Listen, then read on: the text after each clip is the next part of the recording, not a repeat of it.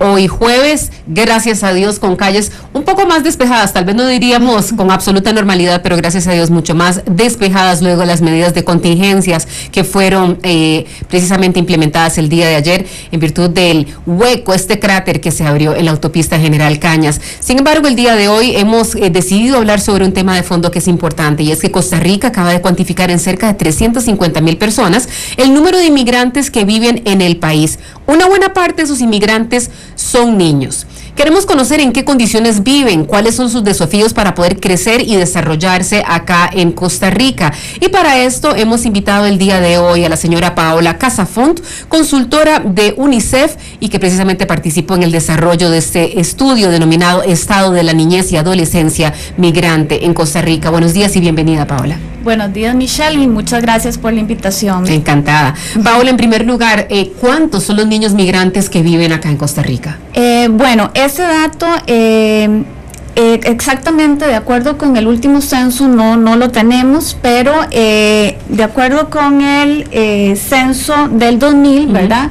Déjenme ver, por aquí estaba la información. Un aproximado en ese caso, de esos 350,000, por lo menos porcentualmente, ¿cuánto representan estos niños? Representan como un 30%, más o menos. Una tercera parte de la población migrante son niños, son menores de 18 años. Por lo menos. Menores de 18 años, Ahora, de la parte, ya más allá de lo cuantitativo, en lo cualitativo, ¿son estos muchachos, estos niños más vulnerables a caer en situaciones de riesgo? Y cuando digo situaciones de riesgo me refiero a la violencia, a la exclusión de un sistema educativo, a que no tengan acceso a servicios básicos como lo son el agua, la electricidad. ¿Son estos niños, por ser migrantes, más vulnerables que otros niños que tal vez también son pobres, pero que son costarricenses? Sí, claro.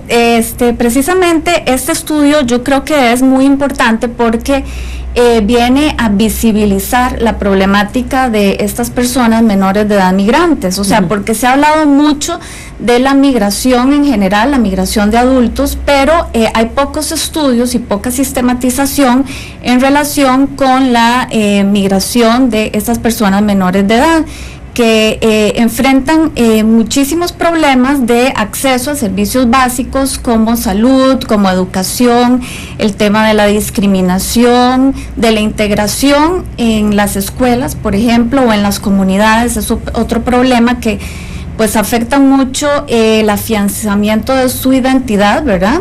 Y hace también que pues no pueda existir cohesión en la sociedad, ¿verdad? Y luego a futuro se presentan otros problemas ya más graves, digamos, como la delincuencia, la drogadicción, problemas que podrían evitarse si pensamos en aprovechar las oportunidades de la migración, ¿verdad? ¿Oportunidades en qué sentido, Paola? Oportunidades en visualizar a estas personas, a estos niños, niñas y adolescentes como sujetos activos de derechos que deben ser incorporados a nuestra sociedad de una manera integral. O sea, hay que respetar sus derechos independientemente de su condición migratoria, o sea, sean legales o sea, que se encuentren en una situación de legalidad o de ilegalidad, ¿verdad? Me parece muy importante el hecho de que se hable sobre el respeto de los menores inmigrantes, independientemente de su condición, si su estatus es ilegal o no. Sin embargo, la realidad es que muchos de estos niños, niñas y adolescentes, unos vienen arrastrados por la realidad familiar, y otros vienen claramente con una intención de integrarse a un mercado laboral, aun cuando no tengan la edad para legalmente poder ejercerlo aquí en el país. Y cuando se habla de oportunidades, aquí ellos ven la oportunidad, más que de estudiar, más que de poder tener otras cosas, es la oportunidad de trabajar para aportar a su núcleo familiar.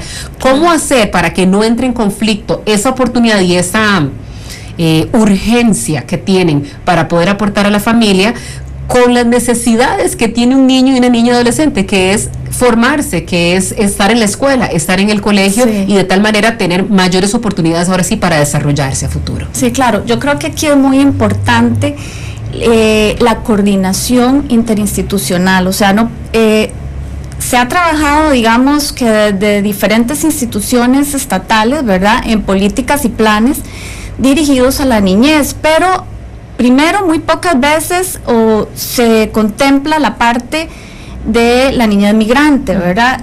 Igual, estos planes no deben de estar desarticulados, sino que debe haber una articulación de todas estas políticas y planes para lograr poco a poco, pues ir incorporando a estos menores de edad a los sistemas educativos, evitar que, por ejemplo, se salgan del sistema educativo, porque eso es también lo que pasa muchas veces, que ellos, por ejemplo, los que están en la zona fronteriza, vienen con sus padres a las épocas de cosecha y aprovechan esas épocas y se insertan en el sistema educativo. Aunque sea temporalmente. Sí, aunque sea temporalmente. Entonces, por ejemplo, en el trabajo de campo, pudimos entrevistar a algunas maestras de esas zonas y nos decían que ellas hacen pues lo posible, porque obviamente los recursos son limitados, ¿verdad? Tanto los recursos humanos como los recursos materiales, hacían lo posible para que los niños pues permanecieran en el sistema educativo, pero muchas veces, en la mayoría de los casos, los padres terminan las cosechas y pues los niños regresan a Nicaragua. Igual pasa con los niños que viven en el lado de Nicaragua, pero pasan la frontera y viajan a Costa Rica a estudiar acá, porque hay mejores oportunidades. Esos niños también hay que pensar en los peligros que afrontan, porque ellos tienen que pues recorrer distancias largas y muy peligrosas. Viajan, por ejemplo, muchos viajan ellos acompañados, o sea, de otros niños, tal vez unos mayores, otros menores. Pero niños al fin, que están pasando solos la frontera y pues se están exponiendo a peligros como la trata, ¿verdad? Como la explotación. Desde esa perspectiva, Paola, ¿cuáles son los principales hallazgos del estudio realizado por UNICEF? Porque nuevamente hablábamos de, sí, hay un mayor peligro de que caigan en una situación de riesgo debido a su vulnerabilidad. ¿Cuál es el diagnóstico? ¿Cuál es la situación en la que viven estos niños migrantes? A mí me llamó en particular un dato que ustedes daban en el estudio. Decía que el 13% de las niñas y niños nacidos en Nicaragua pero residentes en Costa Rica no están inscritos ni aquí ni allá, no son de aquí ni de allá, son niños que nacieron en Nicaragua pero su vida transcurre aquí en Costa Rica. Sí, claro. No son nicaragüenses porque no tienen la vivencia finalmente con su pueblo y su cultura, pero tampoco son aceptados plenamente en Costa Rica, a pesar de que conviven en muchos casos con familias, con comunidades costarricenses. ¿Cuál es la situación entonces de estos niños migrantes? Sí, bueno, el problema de la documentación es un problema realmente serio, ¿verdad? Que acarrea otra serie de problemas u obstáculos para esta población, ¿verdad? Porque les imposibilita disfrutar de otros derechos y de oportunidades, ¿verdad? Es cierto, hay muchos problemas de registro en Nicaragua, digamos, el sistema de registro no está tal vez tan avanzado como acá, ¿verdad? Que aquí es automático, la partida de nacimiento en el momento que sale de la clínica o el hospital. Exactamente, pero igual, hay niños que nacen acá, por ejemplo, qué sé yo, en la frontera, en las casas de habitación, donde no hay una persona del registro civil, como sucede en los hospitales, y de ahí el niño no queda inscrito, ¿verdad? Igual hay muchos problemas de registro de los progenitores, padres y madres, de estas personas menores de edad, que por ejemplo tal vez el niño nace acá, pero los papás no tienen partida de nacimiento, no tienen documentos de identidad. Entonces esto, y como usted sabe, Michelle, los procesos para lograr la documentación son muy costosos y aparte muy engorrosos, ¿verdad? Estamos hablando de gente que pues primero no tienen el conocimiento de cómo poder documentarse, y después ellos apenas ganan para vivir, ¿verdad? Y usted sabe que para poder documentarse pues muchas veces hay que pagar hasta notarios, hay que ir al consulado, autenticar, etcétera, ¿verdad? Entonces este problema de la documentación realmente hay que ver cómo el país, ¿verdad? Bueno, y en conjunto o en coordinación con Nicaragua, pues deben de buscarse soluciones, ¿verdad? Para evitar problemas para estas personas menores de edad. Más allá del diagnóstico, ¿qué recomendaciones hace UNICEF en este estudio sobre el estado de la niñez y la adolescencia migrante para poder mejorar las condiciones de vida y el acceso a las oportunidades de esta población? Sí, vea, algo muy importante que nosotros pudimos constatar a través de la investigación es la ausencia de información y de datos. O sea, la mayor parte, por eso la verdad es que este informe es más de carácter cualitativo que cuantitativo. Al principio la expectativa de nosotros no era esa. Nosotros esperábamos encontrar más datos, más información, digamos, verdad, estadística, pero no es así. O sea, hay mucho subregistro y esto es normal. ¿Por qué? Porque precisamente por la no documentación, los migrantes viven con mucho temor muchas veces, entonces no, por ejemplo, ni siquiera ponen denuncias cuando son vulnerados sus derechos por el miedo a ser deportados. Entonces, digamos, las instituciones que atienden a esta población, por ejemplo, el Ministerio de la Caja Costarricense de Seguro Social, el Ministerio de Educación, no llevan un registro de datos desagregado por edad, por nacionalidad, y esto pues es un problema que, digamos, tenemos que solucionar a futuro, ¿verdad? El hecho de lograr esta recopilación de datos para poder entonces generar políticas y planes que atiendan realmente a las necesidades de esta población, ¿verdad? Dice usted, doña Paola, que el estudio se ha enfocado más a lo cualitativo. A mí me llamó muchísimo la atención precisamente la cantidad de testimonios que hay a lo largo de este estudio.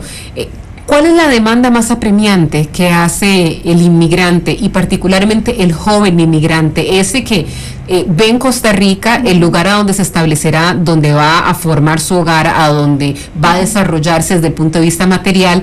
¿Cuál es la demanda más apremiante que presenta? Sí, vea, yo creo que lo más importante, bueno, obviamente, en primer lugar se nos vienen las necesidades básicas, digamos, satisfacer las necesidades básicas como salud y educación. O sea, cuando ellos migran, ¿verdad?, cuando salen de su país, o sea, vienen con grandes expectativas. O sea, ellos vienen pensando en poder en nuestro país lograr estudiar, lograr mejorar su condición de vida, ¿verdad?, lograr tener mayor acceso, por ejemplo, a servicios de salud que tal vez en su país no lo pueden hacer. Pero también me parece a mí importante no solo, y de hecho, bueno, el informe lo dice, no solo pensemos en los servicios básicos, sino también pensemos en lograr la integración de estas personas menores de edad, que de hecho muchas personas menores de edad de ahí nacen acá, o sea, nicaragüenses que nacen acá, ¿verdad?, son de padre y madre nicaragüense, pero al fin y al cabo siempre, en muchas ocasiones sienten ese estigma, ¿verdad?, o esos prejuicios que, por ejemplo, existen en las escuelas, en los colegios, en las mismas comunidades. Entonces tenemos que tratar de lograr o sea, que ellos realmente lleguen a sentirse como parte de nuestro país, de nuestra comunidad, ¿verdad? ¿Qué tanto pesa la nacionalidad?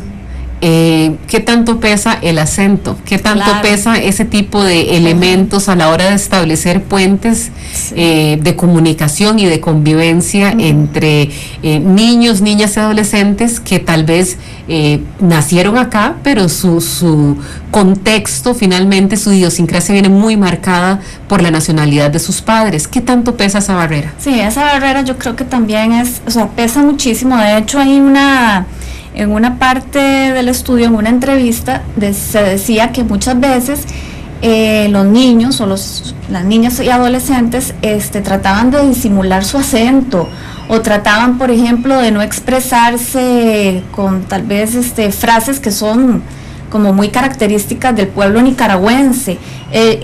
Todo eso, ¿para qué? Para lograr ser aceptados dentro de la escuela, dentro del colegio, ¿verdad?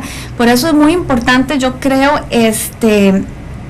sensibilizar a los funcionarios públicos, por supuesto, pero también a los maestros, a los directores en las escuelas, y también, o sea, hacer campañas de sensibilización en las escuelas y colegios, ¿verdad? ¿Ese es un foco de rechazo? ¿Ese es un foco tal vez de xenofobia? ¿Las escuelas?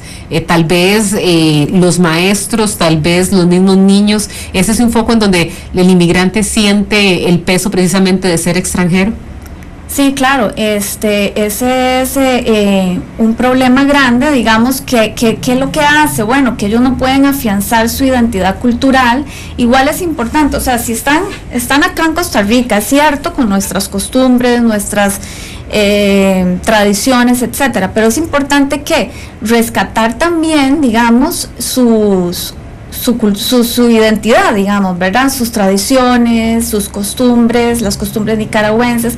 De hecho, ahí también es porque hay buenas prácticas, digamos. La enajenación, de alguna manera u otra, termina siendo la estrategia de sobrevivencia. En algunos casos, dejo de ser lo que soy y de practicar lo que practico para ahora sí homologarme y ser como el grupo mayoritario. Eso es una estrategia de sobrevivencia, de alguna manera u otra.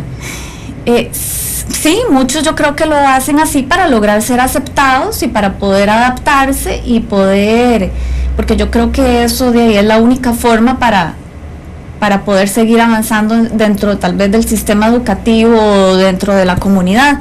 Sin embargo, yo creo que algo importante es no olvidarse de que ellos, sus raíces también son nicaragüenses, ¿verdad?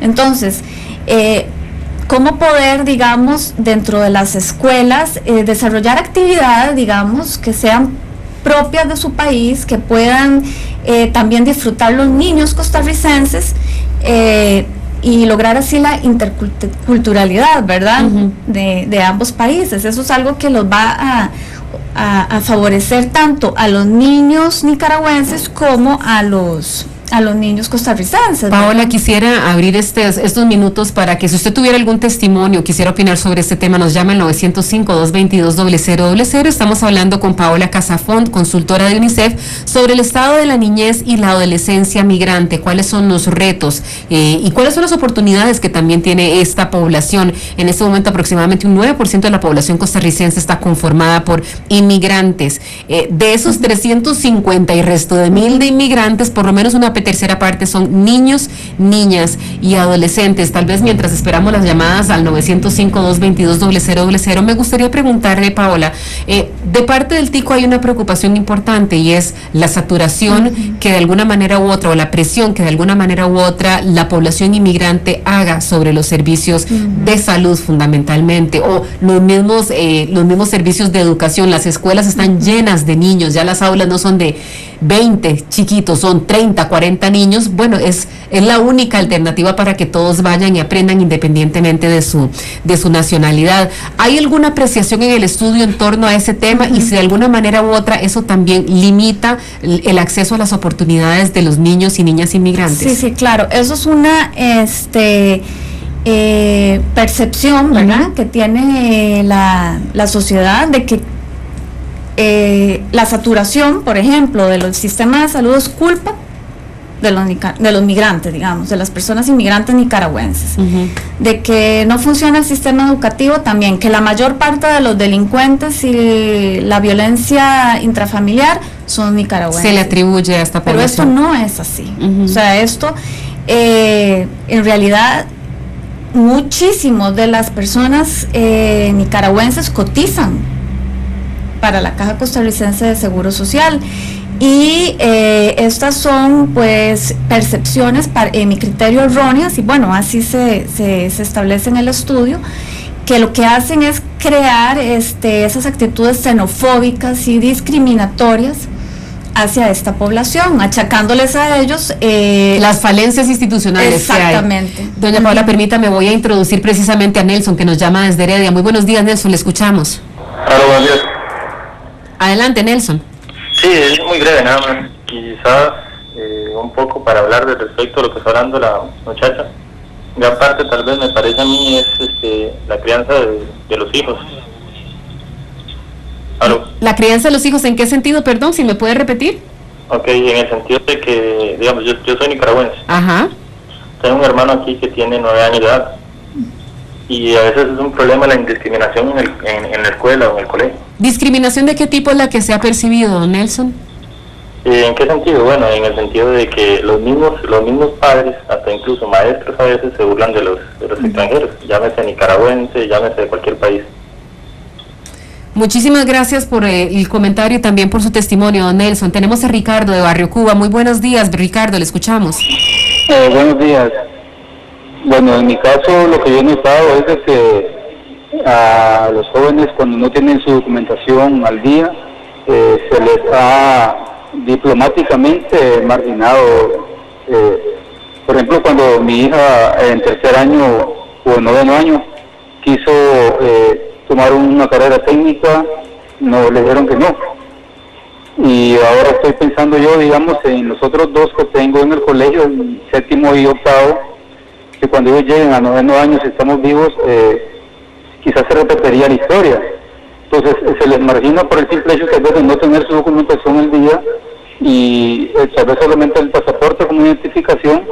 Entonces, ¿qué posibilidades hay? Como decía doña Paola, de que se hagan arreglos entre los gobiernos para permitirles a ellos también superarse intelectualmente? Muchísimas gracias, Ricardo. También tenemos a José desde Punta Arenas. Adelante, José, le escuchamos. Muy buenos días y muchas gracias por la oportunidad. ¿Me escuchan bien? Con todo gusto. Sí, señor, perfectamente. Bueno, excelente. Bueno, nosotros por una cuestión de trabajo, somos de San José, pero tuvimos que venirnos para Punta Arenas. Tenemos dos niñas y es muy interesante conocer ahora, digamos, todo lo que es la idiosincrasia y cómo se mueve el tema de la discriminación aquí en las costas. Nosotros creo que uno de los procesos más importantes que tenemos que hacer es autorreflexionar que no solamente es un asunto con inmigrantes, sino también con personas que están alejadas del gran área metropolitana, ¿verdad? De hecho, hasta en mi centro de trabajo la gente se burla de que yo vivo en Punta Arenas, ¿verdad? Y mis niñas están mezcladas, están estudiando con gente de Punta Arenas y también mucha gente nicaragüense. Yo me pregunto, bueno, muy posiblemente mis hijas se puedan casar con un nicaragüense, ¿verdad? Ahora están en la escuela. Entonces, bueno, ¿qué debo hacer yo como padre de familia para poder integrar realmente este nuevo concepto de cultura que nosotros vamos a tener? Porque muy posiblemente en 15, 20 años, y creo que es un efecto que ya estamos teniendo, todos esos niños van a encontrar pareja aquí en Costa Rica, entonces vamos a tener una cultura aún más diversificada de la que tenemos. Creo que ese es el reto desde ahora, trabajar desde la casa con los niños y ir involucrándose uno también en esta nueva cultura que en unos 15 o 20 años vamos a tener nuevamente. José, muy agradecida por su aporte, y dice usted muy bien, hay que llamar a la autorreflexión y hacer de este tema uno de discusión a nivel familiar. Y tenemos también una llamada de Gerardo desde Alajuela. Muy buenos días, Gerardo. Buenos días, les agradezco la oportunidad. Con todo gusto, Gerardo. Y mira, creo que el problema principal viene desde arriba, y cuando uno dice desde arriba son los dos presidentes, el de Costa Rica y Nicaragua. Si ellos no favorecen las relaciones, si ellos están en pleito, lógicamente los nicaragüenses nos ven mal a nosotros y nosotros mal a los nicaragüenses. Entonces hay que empezar porque los presidentes se sienten a hablar, arreglan los problemas y después arreglar los problemas aquí. Don Gerardo, muchísimas gracias. Y qué difícil, ¿verdad? Vecinos que no se hablan, vecinos que hablan unos mal de los otros, vecinos que no se aguantan, porque a ambos lados de la frontera, así como hay gente que es tolerante y que abraza, obviamente, independientemente cuál sea la nacionalidad, a las personas, también hay personas que sencillamente les cierran la puerta a cualquier cosa que no sea similar e igual a ellos. Sus comentarios en torno a estas llamadas. Nelson, que dice, mi hermano, 9 años, sufre discriminación, se burlan de él en la escuela. Ricardo, que dice, de manera diplomática se les margina a los jóvenes cuando no tienen su documentación. A mi hija no la dejan meterse en una carrera técnica y vienen 2 hijos detrás, cuidado, y les pasa lo mismo. Claro. El mismo José dice, bueno, yo soy un josefino ahora en Punta Arenas, qué dichoso José, que está en Punta Arenas, una provincia hermosísima, pero bueno, nuevamente está todo este reto de las mezclas que va a haber. Y Gerardo de Alajuela, que dice, el problema viene desde arriba, aún a nivel de presidentes, que no nos aceptamos los unos a los otros. Sí, bueno, me parecen muy interesantes realmente los comentarios que se han hecho y, o sea, me parece que sí existe, bueno, por lo menos a través de lo que ellos expresaron,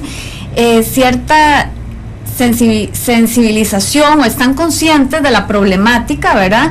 Y creo que sí, este es un problema que, bueno, que es cierto que debe resolverse, digamos, a nivel de estados, pero eso no quita que todas las instituciones del país y todos los funcionarios públicos que tengan contacto con estas personas menores de edad, igual que los maestros, los directores de escuela, incluso nosotros, todos los miembros de la comunidad, tengamos el deber de respetar los derechos de estas personas. O sea, no se les está haciendo ningún favor. O sea, son niños que tienen derechos independientemente de su condición migratoria, de su edad, de su color, del sexo que tengan.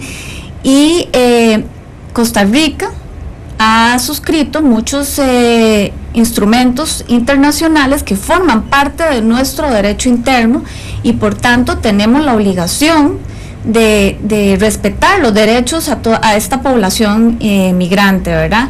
Por supuesto que aquí yo creo que algo fundamental son las campañas de sensibilización, la capacitación. La educación en torno a estos temas. Sí, de educación. O sea, hay que capacitar a los maestros. O sea, el MEP, por ejemplo, mi criterio debería de desarrollar capacitaciones a los maestros y a los directores de escuela, igualmente a las personas migrantes, a los padres de familia, porque ¿qué es lo que pasa? Que ellos no conocen sus derechos. Michelle, ¿cómo puede usted reclamar o demandar sus derechos si usted no los siquiera los conoce? Y tal vez con esa reflexión, Paola, me gustaría cerrar esta entrevista. Finalmente, los inmigrantes no son objeto de explotación, son sujetos de derecho. Sí, si me deja, claro. Michelle, una cosita.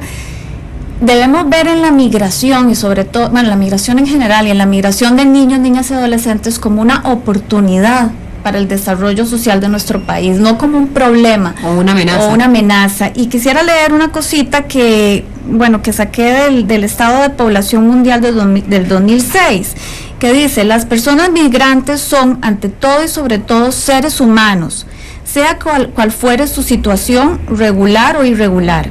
Los migrantes son hijas e hijos, madres y padres, esposas, esposos, trabajadores y refugiados. Al igual que la población que los acoge, tienen las mismas aspiraciones y los mismos sueños que todos los demás. Una vida mejor y más segura para sí mismos, sus familias y sus seres queridos. Los derechos de los y las migrantes son derechos humanos. Hoy tenemos una oportunidad única de encauzar la migración internacional de manera más humana, más equitativa y más ética.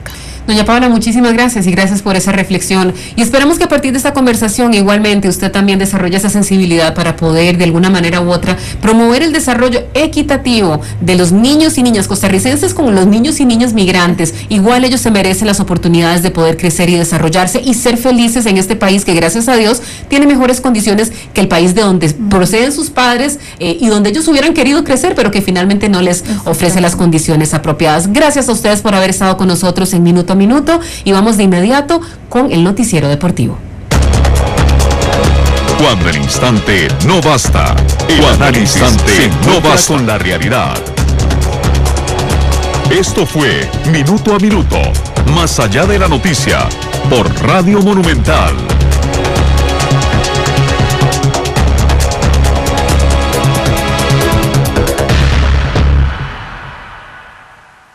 Surcamos valles y montañas, amamos nuestra paz y libertad.